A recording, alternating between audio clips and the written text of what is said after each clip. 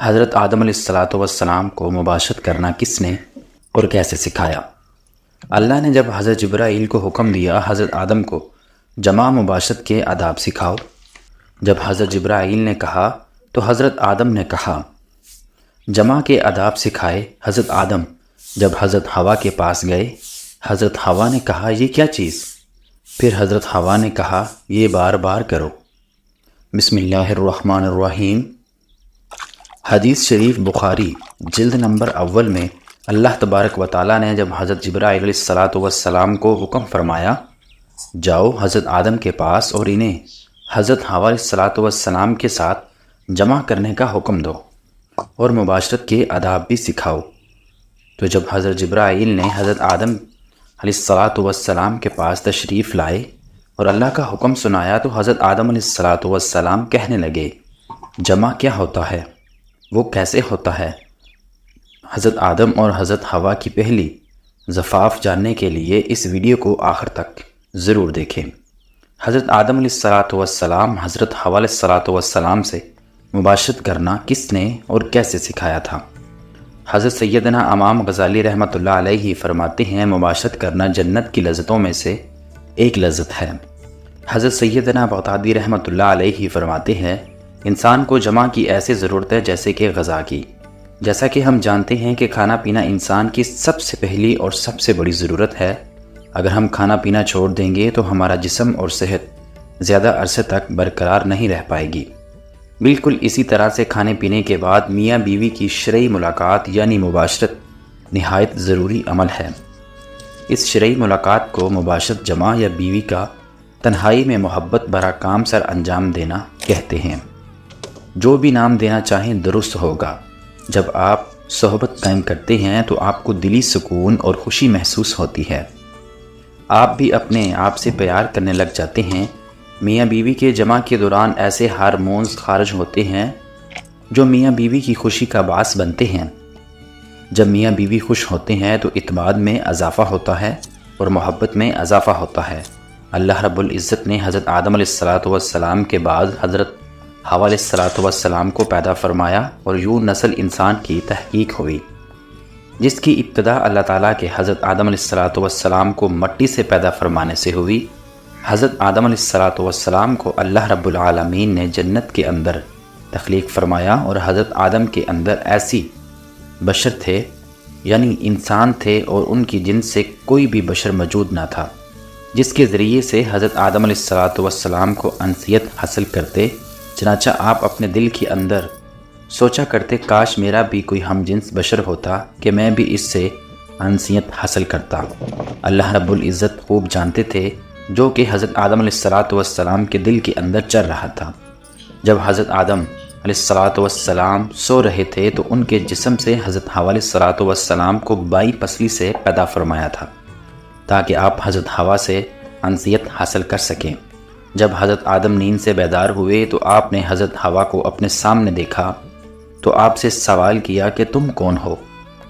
حضرت حوا علیہ الصلاۃ والسلام نے جواب دیا کہ میں عورت ہوں۔ پھر حضرت آدم علیہ الصلاۃ والسلام نے پوچھا اللہ تبارک و تعالیٰ نے تجھے کیوں پیدا فرمایا؟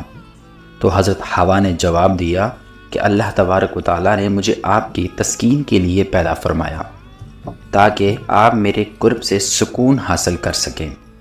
یہی وجہ ہے حدیث پاک میں حضور اقدس صلی اللہ علیہ وسلم نے کموارے لڑکے اور کمواری لڑکی کو مسکین قرار دیا کیونکہ دونوں کا کوئی مسنون نہیں ہوتا، لہٰذا جوان اولاد کی جلد شادی کر دینی چاہیے تاکہ وہ میاں بیوی ایک دوسرے کے قرب سے سکون پا سکیں۔ بعض روایات کے اندر ہے کہ حضرت آدم اور حضرت حوا علیہ الصلاۃ والسلام جنت کے اندر خوشی خوشی رہتے تھے اور وہاں پر عیش بھری زندگی گزار رہے تھے، لیکن یہ بات یاد رکھیں کہ اللہ رب العالمین نے جنت میں حضرت حوا علیہ الصلاۃ والسلام کی تخلیق سے پہلے ہی حضرت آدم علیہ الصلاۃ والسلام کو ایک درخت کے قریب جانے اور پھل کھانے سے منع فرمایا تھا، جبکہ بعض روایات کے اندر اس واقعہ کو اس طرح سے ذکر کیا گیا ہے کہ حضرت آدم علیہ الصلاۃ والسلام جب جنت کے اندر تھے تو ان کا کوئی غم خار نہیں تھا کیونکہ آپ اکیلے انسان تھے۔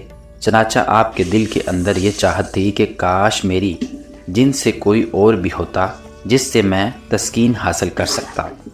اللہ تبارک و تعالیٰ نے حضرت آدم علیہ السلام پر نیند کا غلبہ فرمایا۔ یہ بات یاد رکھیں کہ یہ پہلی نیند تھی جو کہ بنی آدم پر طاری ہوئی۔ چنانچہ اسی نیند کے اندر اللہ تبارک و تعالیٰ نے حضرت حوا علیہ السلام کو حضرت آدم علیہ السلام کی بائیں پسلی سے پیدا فرمایا۔ چنانچہ حضرت آدم علیہ السلام بیدار ہوئے۔ آپ نے اپنے سامنے ایک ایسی بشر عورت دیکھی جو کہ آپ سے بہت زیادہ مشابہت رکھتی تھی، اور وہ بشرطیہ کے اندر بہت حسین اور جمیل تھی۔ چنانچہ حضرت آدم علیہ السلام نے جیسے ہی حضرت حوا کو دیکھا تو آپ سب کچھ جان گئے، یہ کیوں اور کس وجہ سے پیدا ہوئی ہے اور ان کا نام کیا ہے، کیونکہ اللہ تبارک و تعالیٰ نے آپ کو پہلے ہی تمام چیزوں کا علم سکھا دیا تھا کہ پھر اس کے بعد فرشتے حضرت آدم علیہ السلام کے علم کا امتحان لینے کے لیے ان کے پاس آئے اور حضرت آدم علیہ السلام کو سلام کیا، اور حضرت آدم علیہ السلام کو سلام کرنے کے بعد فرشتوں نے پوچھا کہ یہ سامنے تمہارے جو مخلوق موجود ہے یہ کیا چیز ہے؟ حضرت آدم علیہ السلام نے ارشاد فرمایا یہ عورت ہے۔ چنانچہ پھر ان فرشتوں نے دوسرا سوال یہ کیا کہ اس عورت کا نام کیا ہے، تو آپ نے فرمایا کہ اس کا نام حوا ہے، جس پر فرشتوں نے پھر سوال کیا کہ ان کا نام حوا کیوں رکھا گیا ہے؟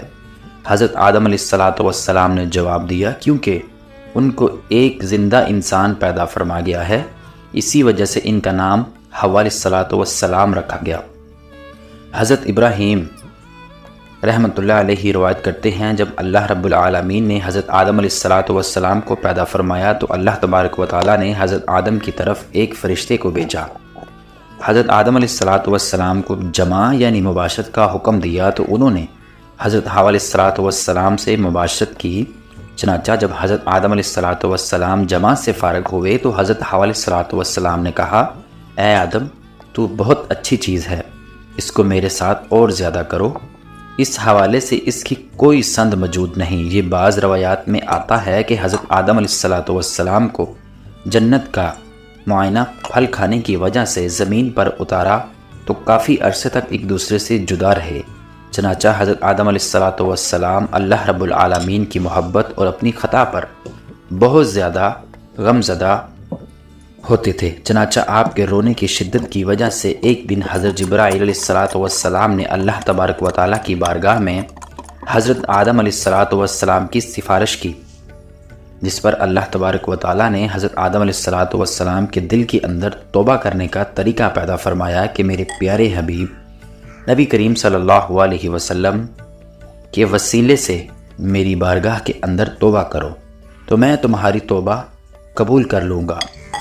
چنانچہ پھر اسی طرح سے حضرت آدم علیہ السلام نے اللہ تبارک و تعالیٰ کی بارگاہ میں توبہ کی تو اللہ رب العالمین نے ان کی توبہ قبول کرتے ہوئے حضرت جبرائیل علیہ السلام کو خوشخبری سناتے ہوئے فرمایا جاؤ آدم سے کہو تمہاری توبہ قبول ہوئی۔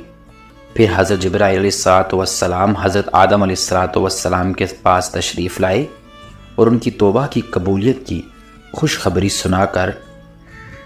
سنائی اور پھر حضرت آدم علیہ السلام کو لے کر آپ مکہ مکرمہ تشریف لائے اور وہاں کعبۃ اللہ شریف کی حضرت آدم علیہ السلام نے بنیاد رکھی اور حجر سود کی بھی نصب کیا جو کہ آپ کے ساتھ جنت سے آیا تھا۔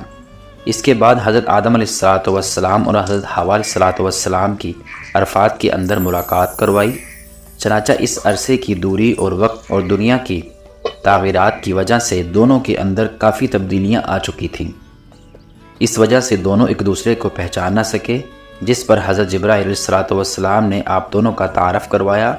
محترم ناظرین، حضرت آدم علیہ السلام اور حضرت حوا علیہ السلام اکٹھے رہنے لگے، لیکن حضرت آدم کو جنت کے اندر ہوا سے قربت کرنے سے منع کر دیا گیا تھا اور نہ ہی کسی قسم کی اولاد نسل کا سلسلہ شروع ہوا تھا، اس لیے حضرت آدم اور حضرت حوا علیحدہ علیحدہ سویا کرتے تھے۔ چنانچہ ایک مرتبہ اللہ رب العزت نے حضرت جبرائیل علیہ السلام کو حکم فرمایا کہ جاؤ اور حضرت آدم کو حکم دو کہ وہ حضرت حوا سے جمع کریں اور ان کو آداب مباشرت بھی سکھاؤ۔ حضرت جبرائیل علیہ السلام حضرت آدم علیہ السلام کے پاس تشریف لائے اور ان کو اپنی بیوی حضرت حوا علیہ السلام کے قریب ہونے کا حکم دیا اور ان کو آداب مباشرت بھی سکھائے اور انہی اس بات کا حکم دیا کہ یہاں سے اٹھ کر حضرت ہوا کے پاس جا کر لیٹے۔ چنانچہ حضرت آدم نے ایسا ہی کیا، جس کے بعد حضرت آدم علیہ السلام جب واپس آئے تو حضرت جبرائیل علیہ السلام نے کہا کہ آپ نے اپنی بیوی کو کیسا پایا؟ تو حضرت آدم علیہ السلام نے ارشاد فرمایا، بہت اچھا پایا۔ محترم ناظرین، اس حدیث شریف کے بارے میں علماء اکرام نے یہ ارشاد فرمایا، یہ حدیث منکر ہے، کیونکہ اس حدیث کے اندر راوی ایسے ہیں کہ جن کو امام بخاری سے منکر قرار دیا۔ پھر اس کے بعد حضرت حوا علیہ السلام سے نسل نسائی کی ابتدا ہوئی، اور بعض روایات کے اندر ذکر ہے کہ حضرت حوا کو 20 حمل ٹھہرے اور ہر حمل سے جڑواں بچے پیدا ہوئے۔ آپ کے ہاں 20 لڑکے اور 20 لڑکیاں پیدا ہوئی، اور اس طرح سے نسل نسائی پھیلتی پھولتی ہوئی آج ہم تک جا پہنچی۔ اللہ رب العزت ہم سب کو اپنے حفظ و امان میں رکھے، آمین ثم آمین۔ ناظرین، کمنٹ باکس میں اللہ تعالیٰ کے 99 ناموں میں سے ایک نام ضرور ٹائپ کریں، اور اگر ویڈیو اچھی لگی ہو تو لائک کریں اور چینل کو سبسکرائب کریں۔ جزاک اللہ۔